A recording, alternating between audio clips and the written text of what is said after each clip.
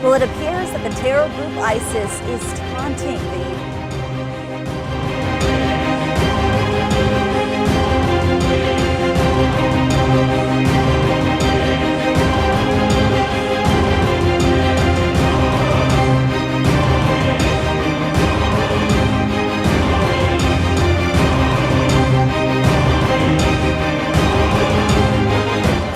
Ebola in affected countries and beyond is palpable. A man in Guinea suspected of having the gruesome disease.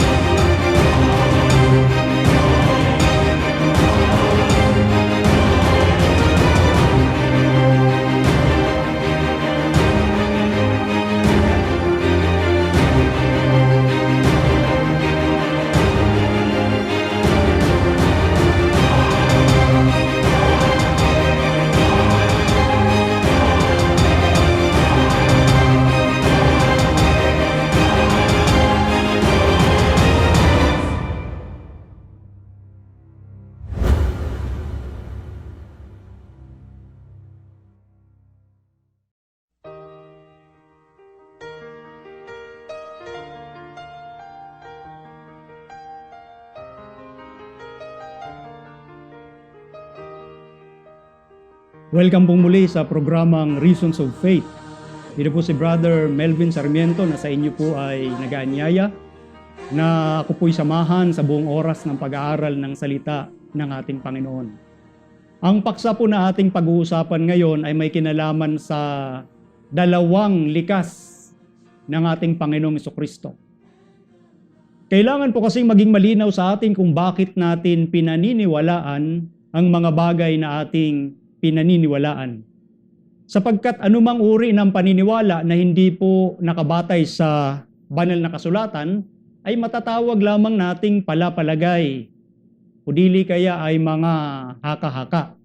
Dapat po ay atin pong panghawakang matibay ng ating pananampalataya o mga pinaniniwalaan ay meron po tayong basihan mula sa salita ng ating Panginoon para magkaroon ng rason ang atin pong mga pananampalataya.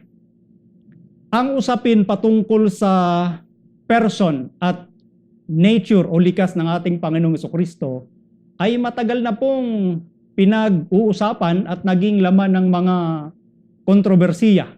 Simula po nang naparito ang ating Panginoong Hesus dito po sa lupa, ay naging usap-usapan na po ito.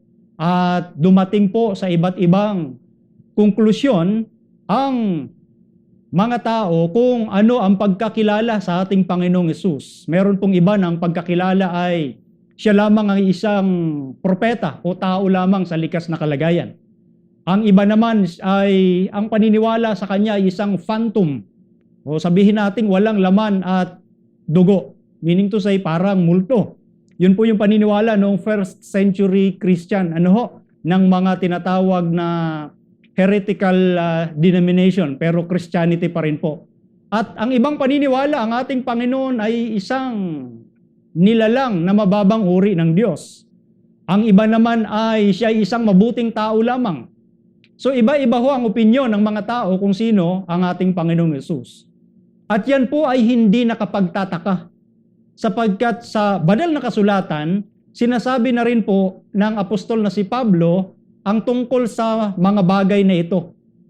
Babasahin ko po sa inyo ang nakatala sa aklat ng unang Timoteo. Babasahin ko po rito sa Kapitulo 3 at ang talata po ay 16. Ang sabi po rito ay ganito, "At walang pagtatalo, dakila ang hiwaga ng kabanalan. Yaong nahayag sa laman, pinapaging banal sa Espiritu, nakita ng mga anghel, ipinangaral sa mga bansa, sinampalatayanan sa sanglibutan, tinanggap sa itaas sa kaluwalhatian." Ano po ang sabi ng apostol na Pablo? Walang pagtatalo, dakila ang hiwaga ng kabanalan. Sa ibang salin ay without controversy, great is the mystery of godliness. God was manifest in the flesh. Yun pong Diyos na nahayag sa laman. Ang sinasabi niya po doon na walang pagtatalo ay may kinalaman sa hiwaga. Great is the mystery Yan po yung hiwaga, mystery of godliness. Ang sinasabi ang isipan ng tao, how come na ang Diyos ay mahahayag sa laman? So doon po nakafocus yung hiwaga. Pagdating sa hiwaga, walang pagtatalo na merong hiwaga, sapagkat papaano maarok ng tao na ang Diyos, God was manifest in the flesh. So kaya nga po, hindi nakapagtataka kung bakit mayroong ganung mga pagtatalo-talo at iba't ibang palagay kung sino ang ating Panginoong Jesucristo. O ngayon, ang ating Panginoong Hesus mismo ay nagtanong sa mga tao noong una kung ano ang pagkakilala nila tungkol sa Kristo. Pakinggan niyo po at babasahin po natin ang aklat ni Mateo. Ang kapitulo po ay 22 at babasahin ko po ang talata. Dito po sa talatang 41 hanggang 42. Sabi rito, na sinasabi, ano ang akala ninyo tungkol kay Kristo? Kanino bagang anak siya? Sinabi nila sa kanya, kay David. Ang ating Panginoong Jesucristo ay nagtanong doon sa mga Fariseo ng panahong yon kung ano yung iniisip nila, ano yung akala nila kung sino yung Kristo. Ang sagot nga po nung mga Fariseo ay kay David. So sa talatang 42, ang sabi dito, o sa 43, sinabi ni Jesus, sinabi niya sa kanila, kung gayoy, bakit tinatawag siya ni David na Panginoon sa Espiritu? Na nagsasabi, sinabi ng Panginoon sa aking Panginoon, maupo ka sa aking kanan, hanggang sa ilagay ko ang iyong mga kaaway sa ilalim ng iyong mga paa. Yun po ang sinasabi hanggang sa talatang 44. Napansin niyo po ang ang usapan po nila doon. Tinanong ng Panginoong Hesus, ano ang akala ninyo tungkol kay Kristo? So ang sabi ng mga tao, kay David, anak siya ni David. Kung gayon, ang sabi ng ating Panginoon, hindi niya tinututulan na anak siya ni David. Ang sabi ng Panginoong Hesus, kung gayon, bakit siya tinatawag ni David na Panginoon? So pag sinabing anak ka, dapat nauna si David. Pero bakit tinawag siya ni David na Panginoon? At kung napansin niyo po sa susunod na talata, yun po yung sagot na hindi po natanong o nasagot. Yun po yung tanong na hindi nasagot na ito pong mga Hudyong tumutiligsa sa ating Panginoon. Isa pong hiwaga yung kanya pong tanong na yon. Oo nga naman. Kung anak siya ni David, bakit siya tinawag ni David na Panginoon? Bago siya ipanganak, nandoon na yung Kristo. Kaya ito po isang hiwaga na pinag-uusapan po sa Biblia at maliban na tayo po ay magpasakop sa sinasabi lamang ng Biblia, ay hindi po natin maabot yung isipan kung sino ang Kristo. At sa pagkakataong ito, hindi natin maabot kung sino ba talaga ang ating Panginoong Hesus. Ano ho? So ngayon, atin pong titingnan muna with regards doon sa usapin ng atin pong pagiging persona o ang dalawang kalikasan sa isang persona ng ating Panginoon. Ito pong hiwaga na ito ay matagal na pong sinasabi sa aklat pa lamang ng Matandang Tipan. Sisimulan po natin na naihayag na po ito, ipinahayag ito noon pa sa Matandang Tipan.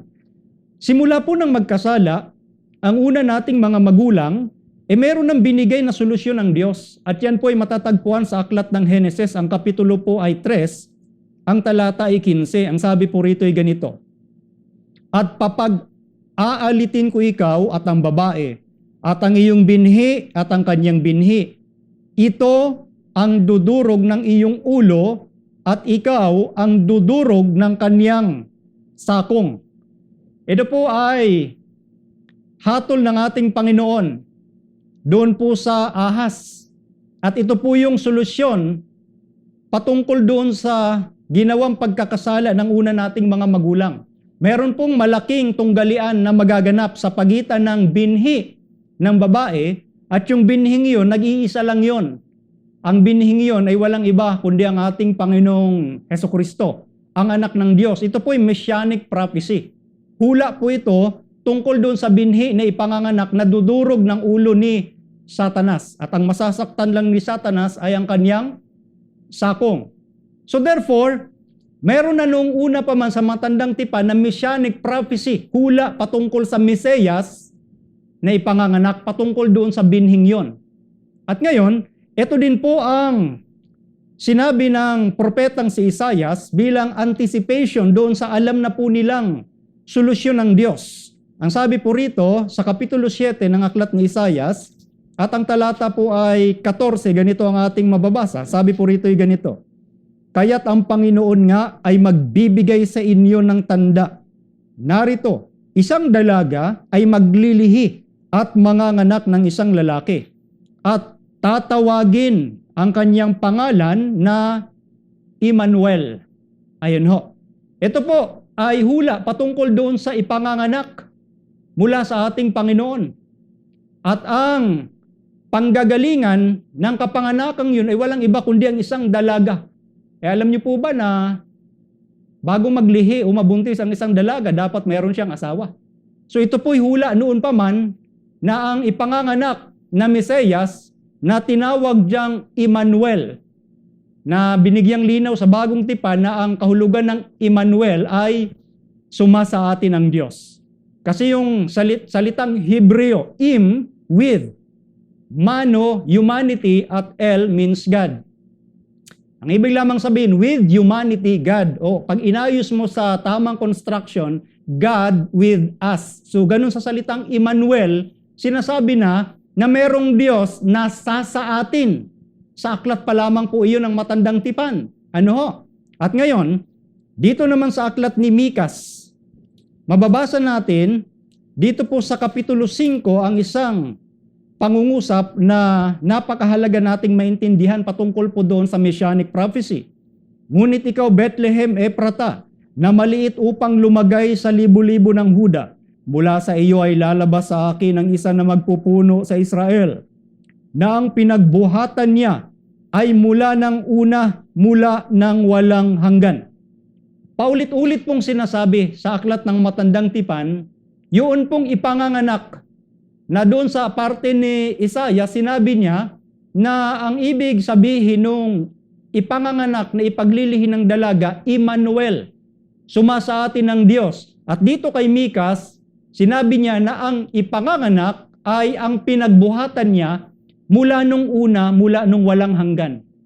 Kapag atin lamang pong pagbabatayan ay ang ating mga natutunan sa matataas na antas ng atin pong pinag-aralan sa sanglibutang ito, hindi po yan uubra sa lohika ng tao na ang ipanganganak ay meron ng pinanggalingan. At ang pinanggalingan, walang hanggan o walang katapusan. Gaya ng nabanggit ko po sa una nating broadcast. Halimbawa ako at kahit kayo din po, lumitaw lang kayo sa mundong ito, nagsimula lang kayo nung kayo'y ipanganak. Pero kaiba po sa hula sa Biblia, na ang ipanganganak na ito may pinanggalingan na mula ng una, mula nung walang hanggan. Ang pinanggalingan ng ipanganganak, eternity.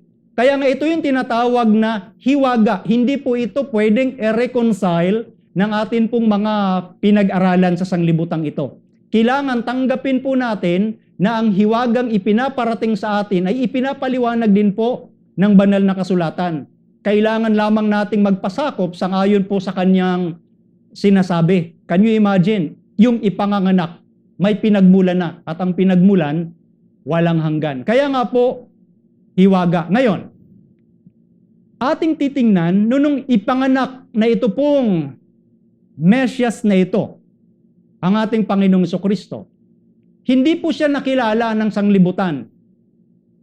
Sapagkat meron pong tala na binabanggit si Juan sa Kapitulo 1. Mababasa po natin ang kanyang sinabi dito po sa talatang 11.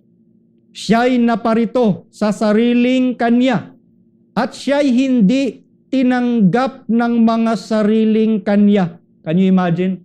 Naparito ang ating Panginoon, God with us, Emmanuel. Pero ang masakit, hindi siya tinanggap ng sariling kanya. Ano po kaya ang dahilan?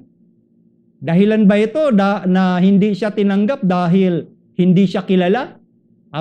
Ay napakaposible po. Kaya hindi siya tinanggap, hindi siya kilala. At manapa, siya po'y ipinapako sa krus. Ito po ang sabi ng apostol na si Pablo. Sa aklat ng unang Korinto, pakinggan niyo po ito. Ang kapitulo po ay 2, talata ay 7 at 8. Kundi sinasalita namin ang karunungan ng Diyos sa hiwaga, yaong karunungan na itinalaga ng Diyos bago nilalang ang mga sanglibutan sa ikaluluwalhati natin, na hindi napagkilala ng sino mang pinuno sa sanglibutang ito, sapagkat kung nakilala sana nila, ay di ipinako sa krus ang Panginoon ng kaluwalhatian. Ano po ang naging problema kung bakit ginawan ng masama ang ating Panginoon? Kung nakilala sana nila, ay hindi sana pinako ang Panginoon ng kaluwalhatian. So ang problema, kaya gumawa sila ng hindi mabuti sa ating Panginoon dahil hindi nila kilala kung sino siya. Anong problema? Ang problema po ng mga taong ito, saradong puso doon po sa ipinapahayag ng Diyos sa taong mga mabubuting bagay. Ito pong katigasan ng ulo ng tao ang naging malaking problema kung bakit hindi nakilala ang ating Panginoon, manapa, kanilang ipinako sa krus. Kaya nga sabi ni Pablo, kung nakilala sana nila, hindi sana nila ipinako ang Panginoon ng kaluwalhatian. So problema po sa tao, yung pagkakilala, dahil nakikita po natin dito, ibinabatay lamang ng tao ang pagkakilala kay Jesus sang-ayon sa naabot ng kanilang kaalaman. Ito po, atin pong pupuntahan ngayon ang isa pang tagpo dito po sa aklat ni Mateo. Ang kapitulo po ay 16. Ganito din po ang sitwasyon noong pinasurvey ng ating Panginoon yung mga tao doon sa Cesarea ni Filipo. Nasabi po rito sa 16, talata po ay 13. Nang dumating nga si Jesus sa mga sakop ng Cesarea ni Filipo, ay itinanong niya sa kanyang mga alagad na sinasabi, ano baga ang sabi ng mga tao kung sino ang anak ng tao? Sabi sa 14, at kanilang sinabi ng ilan si Juan Bautista, ang ilan si Elias, at ang mga iba si Jeremias o isa sa mga propeta. Noon pa man, nung nandito ang ating Panginoon sa lupa, nakikita ng mga tao, nakakahalubilo nila, pero iba-iba ang kanilang pagkakilala sa Kanya. Kung noon mga kaibigan, iba-iba na ang pagkakilala nila kung sino ang ating Panginoon, mas matindi ang panganib sa panahon po natin ngayon, na 2,000 taon na ang lumipas, simula nung nangyari ang mga kasaysayang sinabi sa Biblia. Ngayon, nung tinanong ng ating Panginoon ang kanyang mga alagad, sabi sa talatang 15, kanyang sinabi sa kanila, datapwat, ano ang sabi ninyo kung sino ako? At sumagot si Simon Pedro at sinabi, ikaw ang Kristo, ang anak ng Diyos na buhay. Abay, napakaganda po ng sagot ng alagad na si Pedro, na recognize niya kung sino yung nagtanong, yung Kristo, ang anak ng Diyos na buhay. Kapag ikaw po ay kinilalang Kristo, sa isipan ng mga Hudyo, ikaw ay kapantay ng Diyos. Lalo pa nung tinawag na anak ng Diyos na buhay. Ang sagot na yun ni Pedro, mga kaibigan, ay makikita nating hindi kinumend ng ating Panginoon na ibig sabihin ay galing sa kanyang sariling isipan. Sabi po sa talatang 17, at sumagot si Jesus at sa kanya'y sinabi, mapalad ka, Simon Barjonas, sapagkat hindi ipinahayag sa iyo ito ng laman at ng dugo, kundi ng aking Ama na nasa langit. Yung sagot pala na yun ni Pedro, hindi galing sa kanyang isipan, kundi sa Ama na Diyos na nasa langit. Meaning to say, mga kaibigan, yung laman at dugo, related sa, ang tinutukoy po nun ay walang iba kundi ang konsepto natin, ang isipan ng tao. Pag ibinatay po natin sa isipan lamang ng tao ang pagkakilala kung sino si Jesus, mabibigo po tayong tiyak. Kagaya nung mga tao noong panahon sa Cesarea ni Filipo at kagaya nung mga Fariseo na tinanong ng ating Panginoon. Ano ho? So, ito po ay isang katotohanan na dapat lamang po tayo magpasakop sa sinasabi ng Biblia. Nakahanda na po ba kayo? Natanggapin kung ano ang sinasabi ng Biblia, kung sino ba talaga ang ating Panginoong Hesus?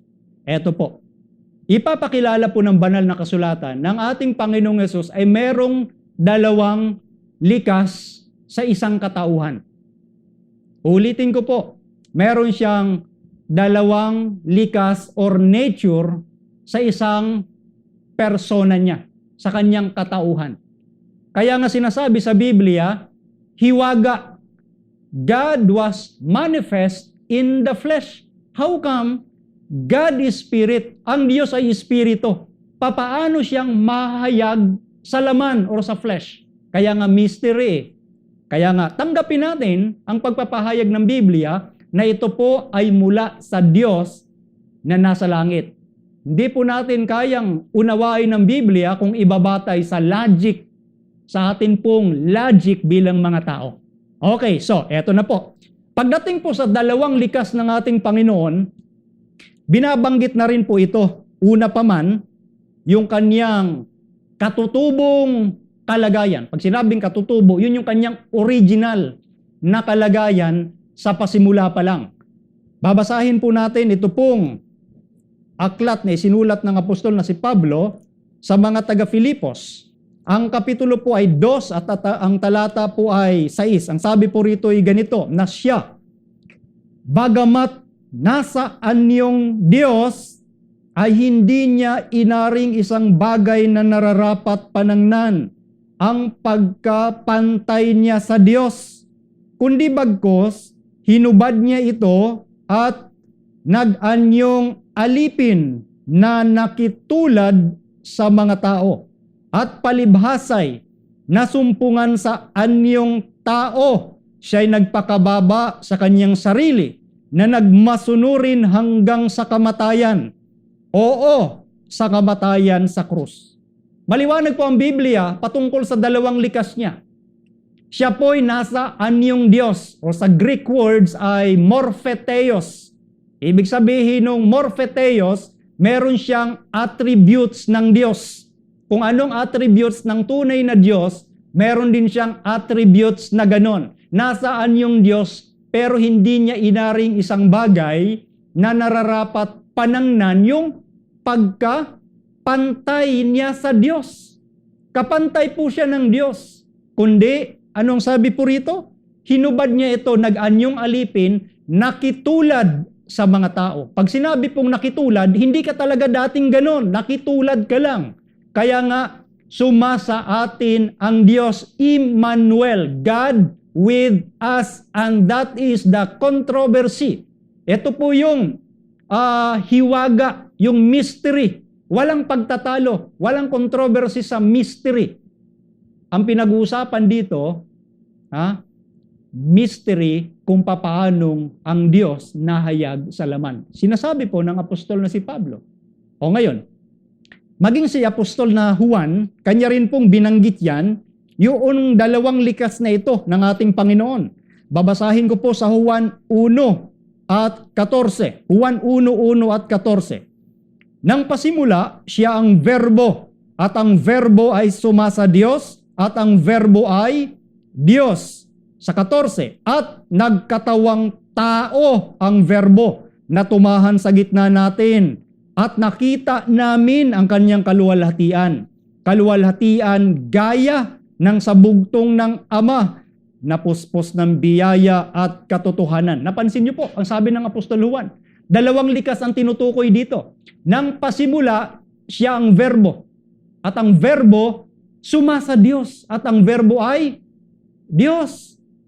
Yung verbo na yun na Diyos, sabi sa 14, nagkatawang tao. So Diyos at tao. Yan po yung dalawang likas at dapat nating mapansin. Nung sinabi rito sa talatang 1, meron pong 3 saknong ito or 3 clauses. Unang saknong, nang pasimula, siya ang verbo. In the beginning was the Word. Anong principle na makikita doon? Yun po yung kanyang pag-iral. In the beginning. Yung salita po na yun sa Greek, en arche, en hologos. Yun po ay nagdi-denote o nagsasaad ng continuous existence. Walang tigil yung kanyang pag-iral. Ito pong binabanggit sa unang saknong, ito po yung allusion ni Apostol Juan doon sa Genesis 1:1 pa lang. In the beginning, God created the heavens and the earth. Dito naman, in the beginning, siya ang verbo. Nang pasimula, siya ang verbo. In the beginning was the Word. Yun po yung pinapakitang principle sa unang saknong. Yung kanyang existence o yung kanyang pag-iral, na ang kanyang pag-iral, walang pasimula, walang wakas. Yun po yung sa Greek, NRK. Pangalawang saknong, sinasabi rito, ang verbo ay sumasa Diyos. Yung sinasabi pong prostonteon sa ikalawang saknong, dito po sa pananalitang at ang verbo ay sumasa Diyos, ay hindi nagsasaad ng direksyon, kundi ng tinatawag na unbroken relationship. Yung walang patlang na relasyon ng Diyos at ng verbo. Yun po yung isinasaad sa ikalawang saknong, mga kaibigan, yung kanilang relationship. Kumbaga doon sa una, existence ng verbo, ng logos. Sa pangalawa, yung kaniyang relationship sa Diyos. Walang patlang yung kanilang samahan. At yung ikatlong saknong, at ang verbo ay Diyos. Kaiteos and hologos. Ibig sabihin, ipinapakita rito sa third clause o ikatlong saknong ang identity o pagkakilanlan ng logos o ng verbo. Ano yung pagkakilanlan ng verbo? Siya ay Diyos. Hindi po sinasabing siya ay isa sa mga Diyos. Hindi. Siya ay Diyos. Ang verbo ay Diyos. Napakaliwanag po yan. So kaya sinasabi na sa pasimula pa lang yung kanyang likas na kalagayan ay Diyos. Yun po yung kanyang katutubo, original na likas na kalagayan. Kay Theos and Hologos. And the Word was God. Ngayon, idinagdag niya yung ikalawang likas. At yan po yung nabasa sa 14. Nagkatawang tao ang verbo. At yan po ang sinabi kanina ng apostol na si Pablo sa binasa natin sa Filipos, nakitulad sa mga tao. So maliwanag pong dalawang ipinapakita po ng Biblia. Sa katauhan ng ating Panginoon, siya ay Diyos. Bago siya ipanganak, umiiral siya mula ng walang hanggan. Nagkakaisa si Mikas, nagkakaisa si Juan, maging si Apostol Pablo, maging si Isaias, at iba pang mga writer ng Biblia patungkol doon sa Diyos na magmamanifest in the flesh. Napakagandang pagsasaad po nito ng Biblia na maliban na ipasakop natin ang ating sarili sa kanyang sinasabi, imposible para sa atin na ang ating Panginoong Hesus ay Diyos. Pero sinasabi sa Biblia, siya po ay Diyos na nagkatawang tao. Ngayon, eto. Marami ang nag-iisip at nagtatanong ng iba't ibang katanungan na nakabatay lamang sa lohikan ng tao. Kung siya ika ay Diyos, bakit siya nagutom? Kung siya ay Diyos, bakit siya nauhaw? Kung siya ay Diyos, bakit siya napagod? Kung siya ay Diyos, bakit siya naglakad? Kung siya ay Diyos, bakit siya namatay? Ayan. Kaya nga maliban na tingnan natin yung dalawang likas ng Panginoon at tanggapin natin, ang katanungang yan, mananatiling tanong hanggang sa malagutan tayo ng hininga. Yun po ang isang katotohanan na dapat nating maintindihan. Dahil merong dalawang likas ang ating Panginoon, bilang Diyos, siya po'y kapantay ng Diyos. Sabi niya po ito, kanyang pag-aangkin yan, sa Juan 10:30. Sinabi niya po, ako at ang Ama ay iisa. Sa kalagayang tao, inangkin niya yung kadyusan. Kaya nga nagalit ang mga Hudyo Sabi sa talatang 33, sinagot siya ng mga Hudyo, hindi dahil sa mabuting gawa ay binabato ka namin, kundi sa pamumusong at sapagkat ikaw, bagaman ikaw ay tao, ay nagpapakunwari kang Diyos. Hindi po nagpapakunwari ang ating Panginoon. Siya po ay Diyos. Kaya hindi nila matanggap yon dahil hindi rin po nila kinikilala yung kanyang dalawang kalikasan. Ako at ang Ama ay iisa. Ang pag-aangkin na yun ni Kristo, naintindihan po ng mga Hudyo yon. Kasi ang sabi nila, nagpapakunwari kang Diyos kasi yun ay pag-aangkin ng kadyusan. Para sabihin mo na ako at ang Ama ay iisa, nakiklaim ka ng pakikipantay sa Diyos. Kaya isa po yun sa rason ng mga Hudyo kung bakit gusto siyang batuhin, kung bakit gusto siyang patayin. Nakikipantay siya sa Diyos.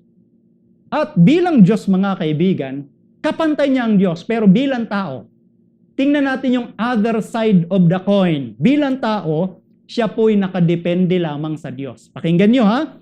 Sa aklat ni Juan din po, Kapitulo 5, ang talata ay 30. Sabi rito ay ganito, hindi ako makagagawa ng anuman sa aking sarili. Humahatol ako ayon sa aking naririnig. At ang paghatol ko'y matuwid sapagkat hindi ko pinaghahanap ang sariling kalooban, kundi ang kalooban niya ang nagsugo sa akin. Tingnan nyo. Ang ating Panginoon bilang tao, hindi siya makagawa ng anuman. Sa kanyang sarili, hindi siya umaasa bilang tao. At sinabi niya pa sa Kapitulo 14, talatang 28, ito po sa huling bahagi, ang sabi po rito, sapagkat ang Ama ay lalong dakila kaysa akin. Ay talagang dakila po ang Ama kapag pinag-usapan yung kalagayan ni Kristo nung siya'y nasa lupa. Tao po siya, kaya sa function niya, mas dakila po yung kanyang Ama. Dapat po nating maintindihan yon.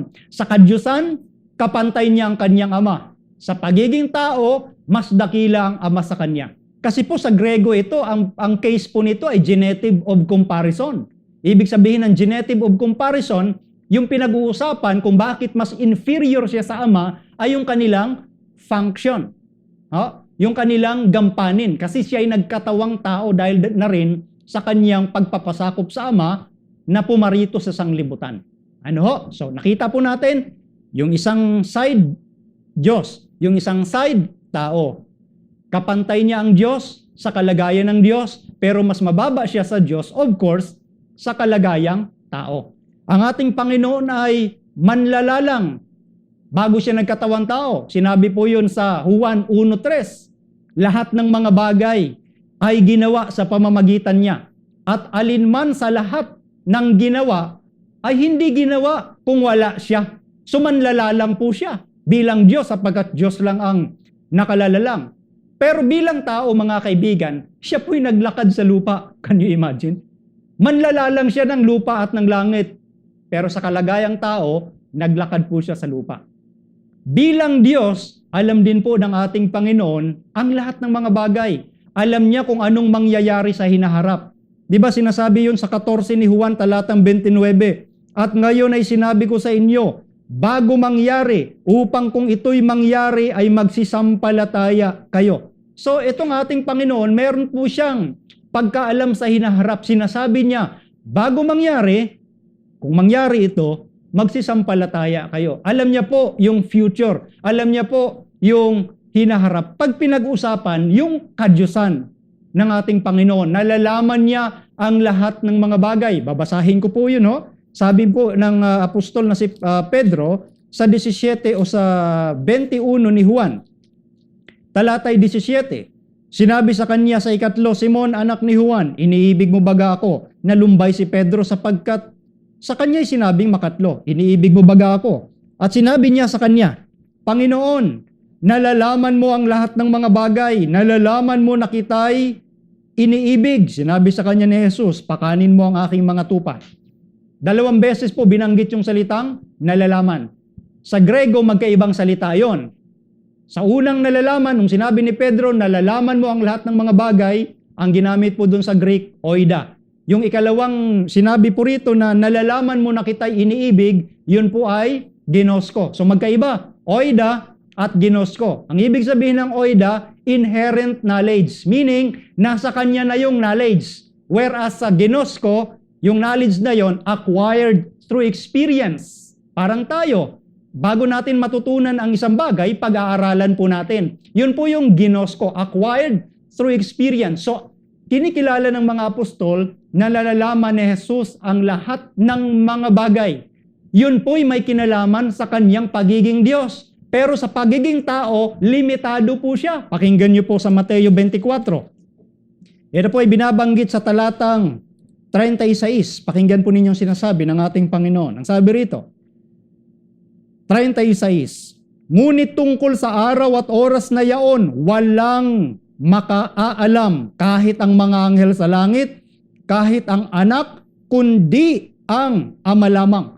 Ay pagdating dito, limitado naman yung kanyang kaalaman. Kasi nga po, sa pagiging tao, limitado yung kanyang alam. Pero sa pagiging Diyos, alam niya ang lahat ng mga bagay. Ganun lang po, i-reconcile yun mga kaibigan. Isa pang argument na dapat nating makita, sa kalagayan ng pagiging Diyos, lahat ng bagay na nasa Diyos, kay Kristo din po yun.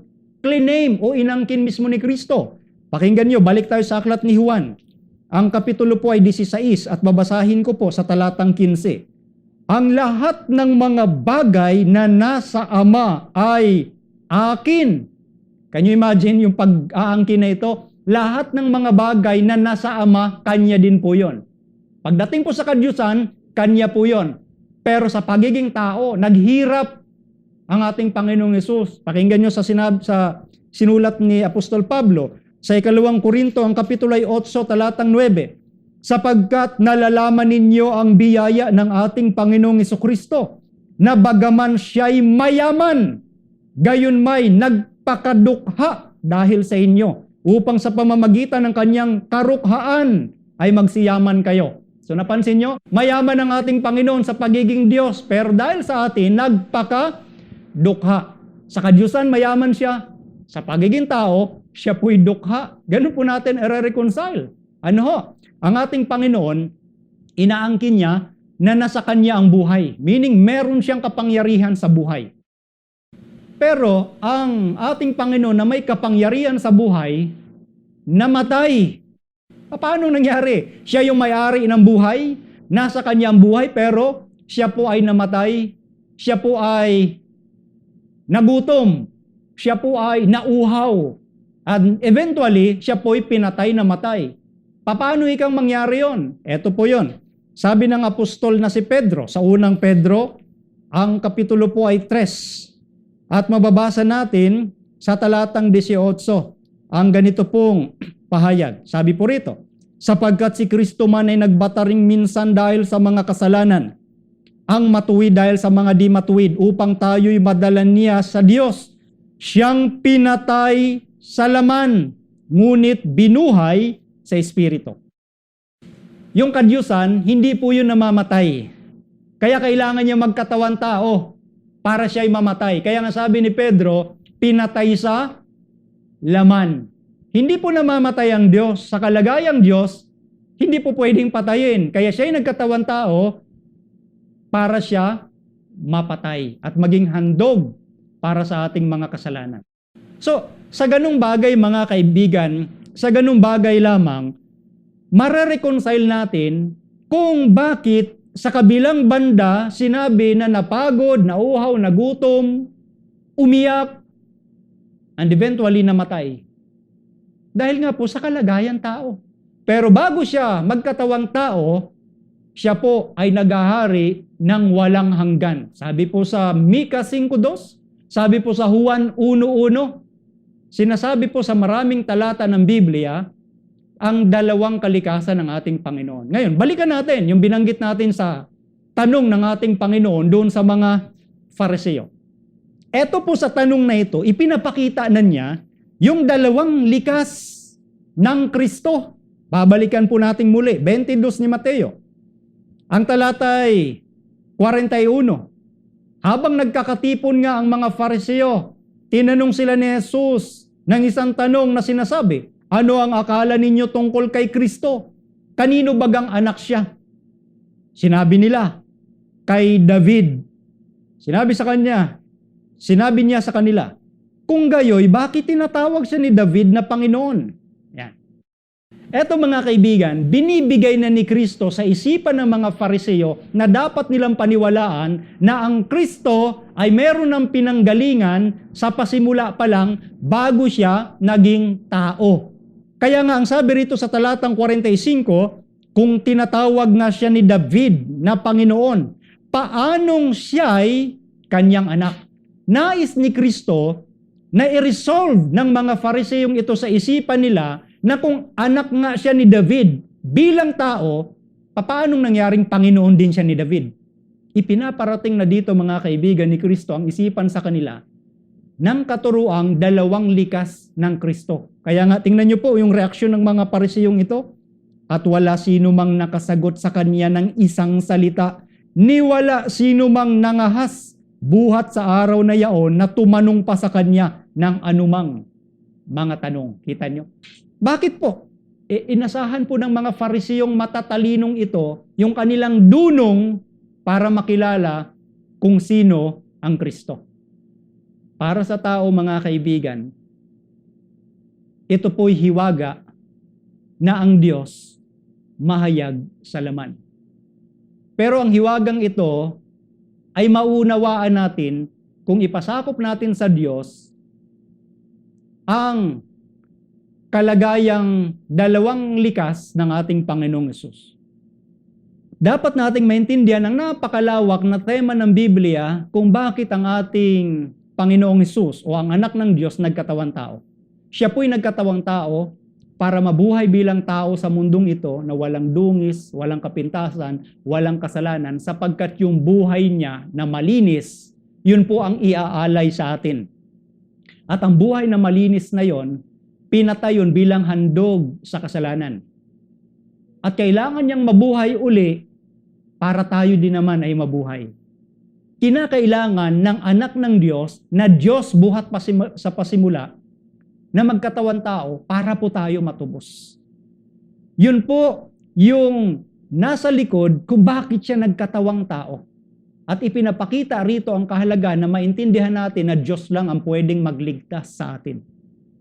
So maliwanag po sa isinasaad ng Biblia na ang ating Panginoong Hesus sa isang persona merong dalawang likas bilang Diyos at tao para po makumpleto ang kaligtasan na kanilang inaalok sa bawat isa sa atin. Kapag ganito po na tinanggap natin ang paraan ng pagpapaliwanag ng Biblia, walang magiging problema mga kaibigan. Ito po ay ating mauunawaan kung ipapasakop lamang natin ang ating mga sarili sa sinasabi ng Biblia at hindi po sa pinag-aralan ng tao sa sanglibutang ito. Nawa mga kaibigan, nagkaroon po tayo ng lubusang pagkaunawa dito po sa kontrobersiya patungkol sa ating Panginoong Hesus na merong dalawang kalikasan para po sa ating kaligtasan. Ito po si Brother Melvin Sarmiento sa programang Reasons of Faith na sa inyo'y pansamantalang nagpapaalam at sa kalooban ng Panginoon, tayo po ay magkikita-kitang muli sa susunod na programa.